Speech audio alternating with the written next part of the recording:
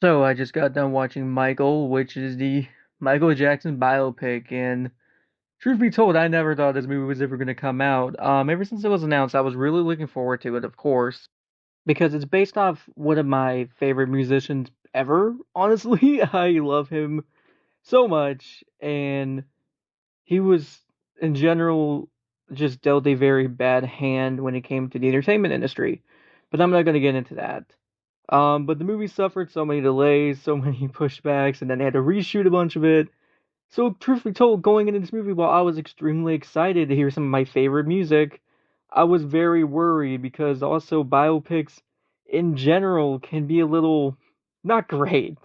I mean, I think about something like Bohemian Rhapsody, which was just not amazing, and then you got something like Rocket Man, which was actually pretty good. So, how was this movie? Well, no, just joshing around. I really liked it. It was really good, but it is quite flawed, and I want to get into why. Let's start about the very good stuff in Michael, and that is, well, Jafar Jackson, Michael Jackson's nephew, as Michael Jackson. Dude, this man was born for this, and of course, yes, he's in the family. He, it's hard to explain, but if you watch interviews with Michael Jackson and you watch how he used to speak and how he would talk, and you see the way that Jafar Jackson talks in this movie, it is impeccable. It is so well done, and they genuinely shouldn't have gotten anybody else to play this role, and they couldn't have because he is perfect for this role, and he's great in the film, especially in the emotional moments. Like Michael Jackson's life, there was so much to talk about and so much that went on, and he really does bring the emotion to the role extremely well, and I really loved his performance. I want his performance to, get some attention in award season, but it's April, so it probably won't. But he was great in the film. I don't want to underestimate that. Then you got the rest of the cast. You got Coleman Domingo as his dad, and he's great in this movie. I really liked him.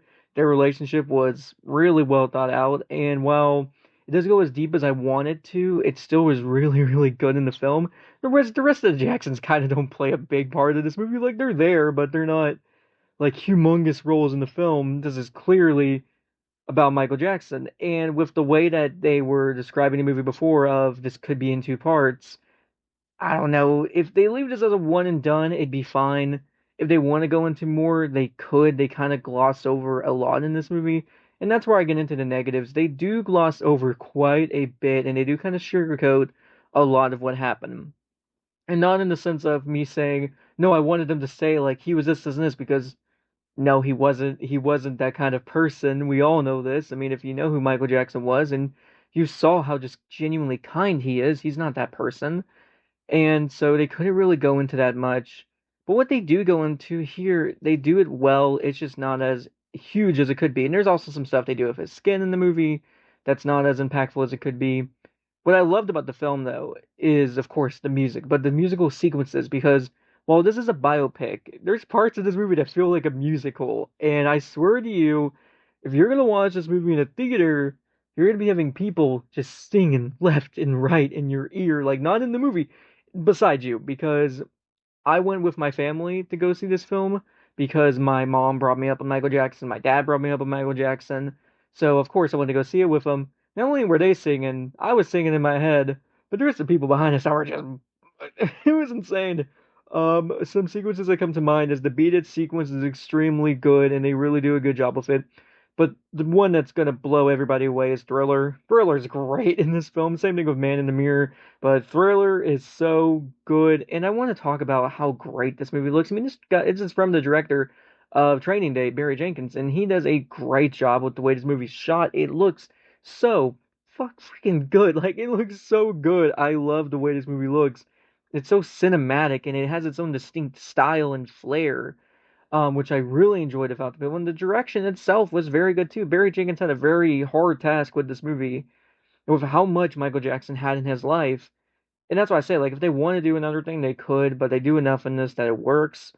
Um, but he has so much in his life that it must have been such a hard thing to put together with this film. But it all really does come together at the end. It really works for what the movie's doing. And there's gonna be some criticisms people have of the film. My biggest one though is it does bounce back and forth a little bit too often. Like the beginning of the movie, you kind of start at a certain point, and it's like, okay, cool, and then we flash back, and it doesn't make the moment as impactful as it could be if we just started as soon as we hit the flashback. But that's just me. I feel like that would have been a better opening to the film, and the way the movie ends is just, wow, it's just great. There's some great acting all around in this movie. Jafar Jackson as Michael Jackson is utterly perfect, and the rest of the cast here is great too. Miles Teller in this movie is also pretty good. I forgot to mention him. He's pretty good in the film. But yeah, no, this didn't disappoint me. This was one of my most anticipated films of the year. I'm pretty sure this was my most anticipated film of the year when I made my list back in December, and it just didn't disappoint. It really does deliver on what you want as a fan of Michael Jackson. But if you're also not a fan, you can still watch this movie and probably not like it as much as fans would, but still appreciate the way it looks visually, the way it's shot, and the way the acting is in the film. So I just feel like this is ultimately going to be a crowd pleaser. And a lot of people didn't really want a crowd pleaser with this movie. They wanted something to, push the envelope a little bit. But he's Michael Jackson, he's the king of pop. He's a very popular person. And so they had to make something that was a little bit more appeasing to the general audience. And what they did, I thought was really well done. And for a biopic, this is one of my favorites. So I will give the Michael Jackson biopic, I will give this about an 8.5 out of 10.